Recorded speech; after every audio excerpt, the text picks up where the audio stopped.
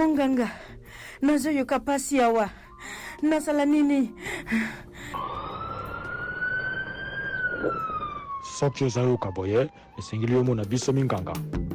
Lelo na monganga nasala nini tokolobela bongo bokono to pe condition ya kozanga kolala malamu, insomnie na français. Pona kolobela likambo litali insomnie, kozanga kolala malamu, tobengi bongo monganga Jean-Michel Kayumba. Ayebisa biso eloko nini kozanga kolala malamu ekoki komema lokola libaku ya mabe na kati ya nzoto ya moto. Ekoki komema bokono, ekoki komema nini? Amu akopesa biso pe definition kozanga kolala malamu wana insomnie balobi na lopoto ezali nini? Ezalaka na balolenge boni. Tango nini pe bakoki kolobake oyo ezali insomnie. Boye bolamu na kati ya monganga na sala nini Dr. Jean-Michel Kayumba. Na sepeli na ndenge o bengisinga pona ko pesa biyano na ba auditeur na biso na tondi botondi. Dr. Jean-Michel Kayumba koki koyebisa biso ozali monganga ozali spécialisé na domaine nini osalaka wapi pe na ngonga oyo tozali kosola na yo ozali na esika nini? Ok, Dr. Jean-Michel Kayumba azali monganga ya famille, médecin de famille na Canada. Na spécialisation na nga ya plus médecine de famille, mais na orientation moko ya makono o etushaka système métabolique, c'est-à-dire fonctionnement ya nzoto na ba conséquences nango. Dr. Jean-Michel, insomnie kozanga pongi kolala te ezali nini? Insomnie ezali ko kokoso moko ya to bengi kokoso ya kozanga kolala malamu, to kokoso ya kozwa pongi, to kolala tango o esengeli. Pona kolala malamu na tango esengeli, bana esengeli balala minimum 10 heures. Mais pona mikolo esengeli mukolo alala minimum 8 heures. Tokoki kondima science elobi, tokoki kondima 6 heures. Soko za na ba difficulté, mais ozala na C à 6 heures du temps te. Na tango za na C à 6 heures du temps ezali to bengango kokoso peza na ba cause nango oyo eosala keno olala tango mokie. Docteur pona kolobela likambo litali kozanga kolala malamu oyo mingi to yeba. Na tango nini nde tokoki kolobaki moto oyo asali vraiment insomnie oyo nazo sala oyo ezali insomnie? Est-ce que soki moto asali yango mukolo moko eza insomnie, soki moto asali yango ekomi mikakatano ekomi kosala yango régulièrement et mona na kandenge wana nde tomoni yango vraiment likama ya kozanga kolala? Esengeli toyeba ke soki ozangi kolala malamu na mukolo moko to mibale ezali problème te, tokoki kobenga yango insomnie te. Po wana ezali ke eloko mo etindaki yo olala na tango molai te. Ekozala ozwaki matanga, ekozala outi ko voyager na tango voyager tango molai, tango komi na place ozali nzoto il faut essayer réadapter. Yango na esengaka non tokobenga yango insomnie te. Tokobenga yango insomnie soki okomi ko zana na kokoso yako zwa pongi, parce que po to benga insomnie eza d'abord kokoso ya kozwa pongi, eza na bakozo esengaka no mutu aza na kokoso ya kozwa pongi. Mutu mususu définition na mususu lobi non seulement oza na kokoso ya kozwa pongi, mais oza na soko lamuki na kati ya butu oza na kokoso ya kolala lisusu po kokisa batango o esengeli o toko compter 6 heures à 8 heures pour na mokolo, 10 heures pour na bana mikie. Matondo mingi Dr. Jean-Michel.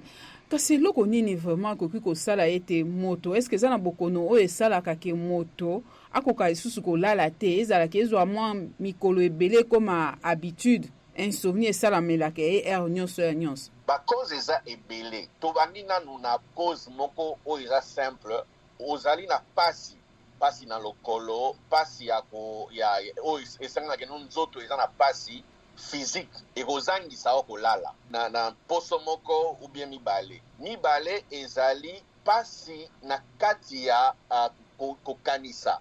Mutu mususu akanisaka mingi parce que auti ko bungisa mosala to azali na ba problème ya famille yango wana esangaka no aozanga kolala parce que aza na stress ebele na kati ya mutu kokanisa mingi ekokotinda mutu akoka kozwa pongi te mpo azokanisa mingi butu mosusu ezali ke omeli kafe na ntango ya esengeli te kafe wana ezangisi yo pongi mosusu ezali omela bakisi moko bakisi yango epesaka yo pongi mosusu mpe badifficulté ya nzoto topesa exemple ya moto akomi monene makasi akoka kopema malamu te ntango aopema malamu te eozangisa ye pongi motu mosusu mpe akoki mpe kokóma na niveau moko keno motu pasi par exemple afangi motu pasi yango nde osalanga no aokozanga pongi cause eza ebele mosusu ezali kaka mpona biloko tosalelaka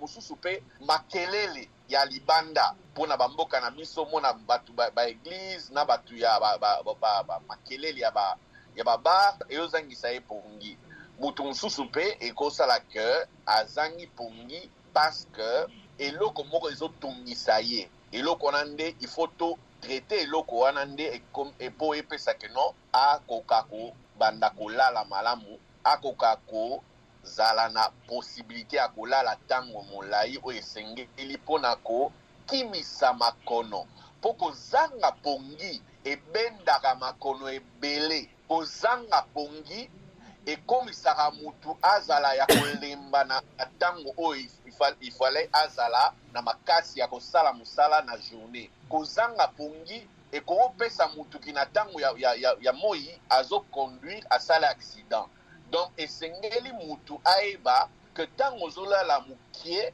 baconséquence eza ebele na nzoto na baaccident na performance ya mosala nyonso wana donc il faut d'abord kondima ke eza problème mais mpona kondima ke eza problème nalobaki na ebandeli ke soki ozozanga kozwa pongi eke kozanga kozwa pongi wana ezwi poso moko ekomi déjà insomnie soki ozwi sanza moko ombula moko eza insomnie eza lisusu insomnie en tant que élément ya tobenga yango kokoso wana ekomi kutu maladi maladi wana esengeli monganga atala asalisa yo. Mais docteur Jean-Michel namoni okoti déjà na likambo litali ba conséquences ya kozanga pongi ya kozanga kolala malamu okiko ndimola biso vraiment malamu ba conséquences wana na nzoto na bomo ya moto ekokiko ozala nini komema nini likama vraiment na kati ya santé ekokiko mema bokono nini soki moto azangi vraiment pongi poso moko sanza moko mbula moko ezali nini. Il faut koyeba que d'abord avant de répondre na question na yo il faut na expliquer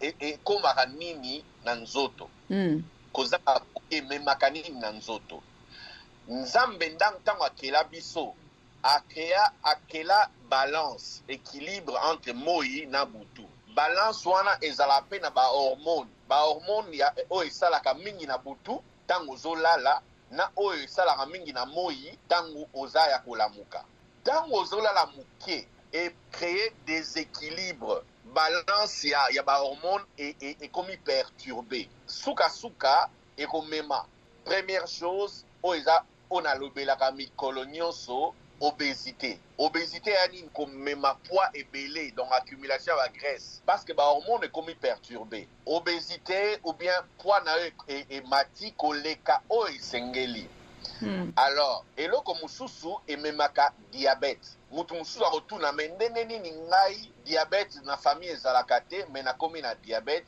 cause mosusu ya complication tobengaka complication ya kozala diabète mosusu hypertension artérielle tension na yo ezomata yebake no ntango tension ezomata ememaka mpe AVC comme complication mosusu mpe bokono ya motema soki insomnie ekomi chronique avec na perturbation ya équilibre ya bahormone ememaka bacomplication na motema mosusu mpe ememaka bacomplication na mutu oyo tobengaka anxiété bacomplication mosusu ya dépression bato oyo bazoyoka biso soko ayebi ke non alalaka mokie akomaka mpe na kodéveloppe bamaladi ya mutu to bengaka dépression. C'est-à-dire à perdre confiance na emoko, a osala ba confusion, a zolia lisusu malamu te, nyonso wana eza ba complication ya insomnie o ezwi mbula to sanza. Yango wana donc tofandi lelo mpona koexplike ke ezalaka na ba conséquence. Yango wana sûrement okotuna nga comment ko prévenir yango po tokóma na obésité, na AVC te, na hypertension te. Tout à fait, docteur. Comment tokoki kosala mpona kobundisa insomnie po ete emema biso na makono ebele te, diabète, hypertension, anxiété na ouais. Alors nakozala simple po ba auditeur bayoka malamu. Eloko esengeli po tolalaka malamu mpe koka kozwa pongi ya liboso kotia système en place ya programme ya kolala lala na tango o esengeli otie heure moke o bike non na 20h naza na mbeto eke na 6h fona la muka eza programme yo mitie na moto komi na se mais ozo respectango yango moko. Dans un premier temps ozana kokoso, mais avec le temps comme ozo lukako respectango yango wana ne kokoma habitude. Ya mibale, il faut que longola exposition na ba lumière. Mutu o misu na eza exposé na lumière makasi na tango olala, alala ramate. Yango wana olongoli ordinateur na yo na mbetu, olongoli téléphone, otiango musika na yo, kotiaka jamais télévision na kati ya chambre à coucher. Ya misatu, il faut créer environnement moko malamu na kati ya chambre à coucher na yo, au désordre des ate, makelele eza te, pembetu na yo eza na confort po esengeli. Ya minei ko melaka alcool bien ba liqueur ya makasi te na tango o eza pembeni na kolala. Soko omeli alcool e komema yo na kolala tango molai e komema yo na kokoso ya kolala. Il faut éviter eloko nyonso eza na café na kati. Tolobaka café te. Ti pe na tango ya kolala esengaka mutu alala bien te. Ya mitano, il faut ozala koevite kolia biloko ya kilo na tango oyo ya pembeni ya kolala, surtout tango 2 heures avant kokende na mbetu. So lie ebele etondisi yo libumu okozala na difficulté kolala. Ya motoba, il faut koevite kolala mingi na moi. Repos ya moi, il faut jamais dépasser tango moko 1 heure. Soki dépasser 1 heure yebake na butu ozana ba conséquence ya kozanga kolala. Na zongeli ya mwa exposition à lumière parce que bana ba jeu kofuta la télévision na tango molai misu et comme à perturber pour que mwana azwa pongi. Pour tango tokoma na niveau ya insomnie chronique. Et ça parce que mwana déjà na mwana na e parents batika e afanda tango molai avant akene na mbeto. Matondo mingi Dr Jean-Michel na ebite soza liloba lisusu ya suka eloko moko tolobeli te olingi obakisa na likambo itali bozangi pongi ya malamu. Eloko nakoki kobakisa kaka ndenge na lobi ba complication diabète hypertension avec risque ya AVC pour na bana concentration na classe eloko nde na bosani koloba pour tant que olobela mikolo tout faut te non pour protéger bana na bamboka ali la protection de l'enfant et sa responsabilité à ba parents ya suka nde na lobi tangu tokomi poso mibale okozwa pongi te benga monganga consulter tuna ba question po ba koka kosalisa yo nde eloko ya suka na ina loba parce que bato ebele bafanda na kozanga pongi baomona ngo keza normal mpona lobi ke kozanga pongi ya 2 jours 3 jours ekozala baelema moko oyo na sitaki mais ntango sanza moko ekomi maladi et comme maladie nyonso il faut komona monganga. Matondo mingi Dr Jean-Michel. Matondo mingi na open.